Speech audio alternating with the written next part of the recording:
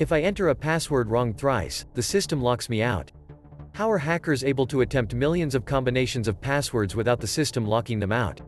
There is a very common attack vector called password spraying, which essentially uses a set of common passwords like password 123 generic to everyone and personalize one's phone number etc. to see what accounts they could get into.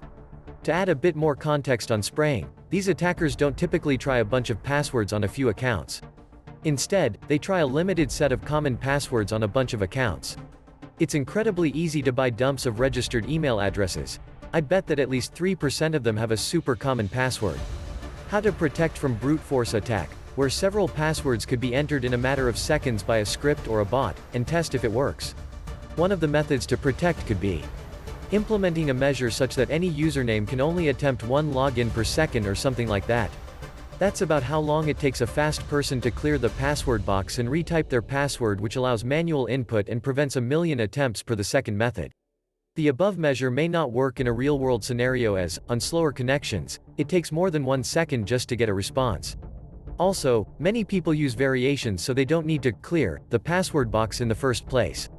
For example, if I try hunter2 on one website, I might try hunter2 hash on another, meaning when I get it wrong, I'll just backspace and type the other character. A hacker can automate trying once per second as well, so locking the account for 5 to 10 minutes is much more secure. It will take much longer to figure out the password from 3 attempts per 5 minutes than once per second. Modern passwords work by a process called hashing.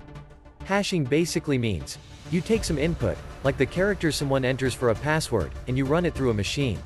That machine then spits out some new string of characters that doesn't seem like it has anything to do with what was shoved in to start with. But the trick is that it does have some sort of connection. The only way to get that specific output is to feed in that specific input. So when you sign up an account with a website, they take the password you made up, shove it through their hash machine and then store the output. So even if they get hacked, the hacker will only get the hash, not the password.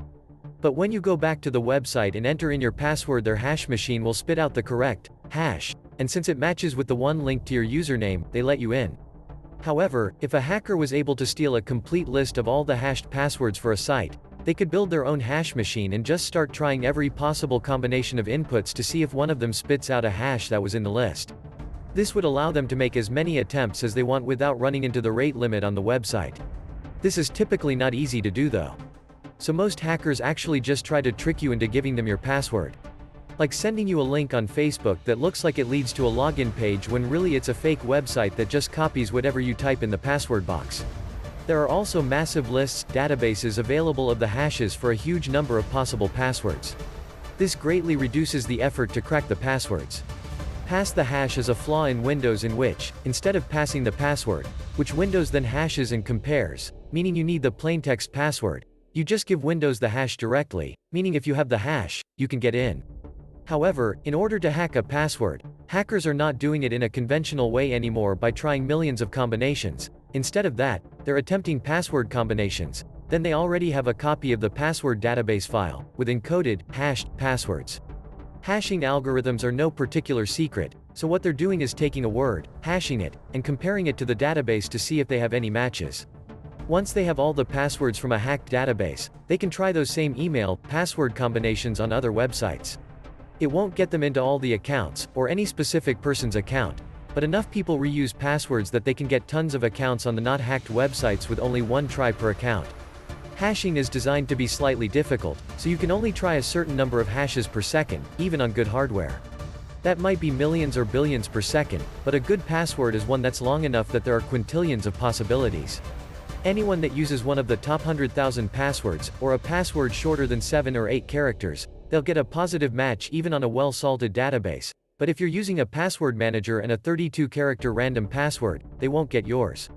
The main reason to not reuse a strong password everywhere is that some website might use an old and weak hashing algorithm to store passwords, or even store them in plain text. You could also get phished on your other accounts. If you have a unique password for each site, now you've only got one compromised account, instead of a lot. If you liked our video, please give it a thumbs up, and subscribe to our channel for more such exciting content. Thank you for watching.